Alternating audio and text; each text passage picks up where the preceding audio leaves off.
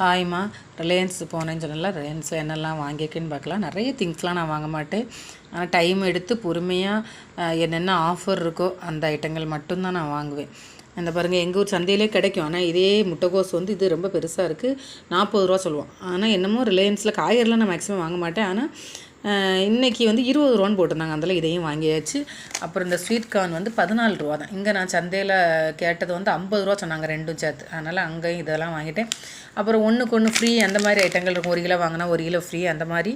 அது எக்ஸ்பெரிலாம் பார்த்து தான் வாங்குவேன். நான் ஒரு 4-5 மாதம் இருக்கிற மாதிரி இருந்தால் அதை மட்டும் வாங்குவேன். இந்த ஃப்ரீ ஐட்டங்கள் மட்டும் வாங்குவேங்க. அப்புறம் முக்கியமாக நான் ரூம் ஸ்ப்ரே வாங்குறதுக்கும் போவேன். ஏன்னா ஹரிக்குட்டி பாத்ரூம் போகிற ஸ்மெல்லாம் எவ்வளோ தான் தொடச்சாலும் அது அடிக்கும். அதனால் அதை க்ளீன் பண்ணதுக்காக மேக்ஸிமம் ரூம் ஸ்ப்ரேயும் அங்கே தான் எடுப்பேன். ஆஃபர்லாம் பார்த்து எடுக்கிறேன். இதுக்காக சின்ன சின்ன இதுகளுக்கு மட்டும்தாங்க நான் போவேன். கடலை மாவில் நான் வீட்டில் தான் அரைப்பேன். இப்போ மழை டைம்னால செய்ய முடியல. ஸோ அதனால் எல்லாம் சேர்த்து முடிஞ்ச அளவுக்கு கொஞ்சம் கொஞ்சம் வாங்கிட்டு வந்துட்டேன். வேறு எல்லாமே நான் கோட்டாரில் மளிகை ஜாமான் ஐட்டங்கள், இங்கே கோட்டாரில் பஜார் உண்டு, அங்கே தான் வாங்குவேன். இது ரொம்ப அத்தியாவசியம் உள்ளது ஆஃபர்ஸ் ஐட்டங்கள் மட்டும் ரிலையன்ஸ் போவேன்.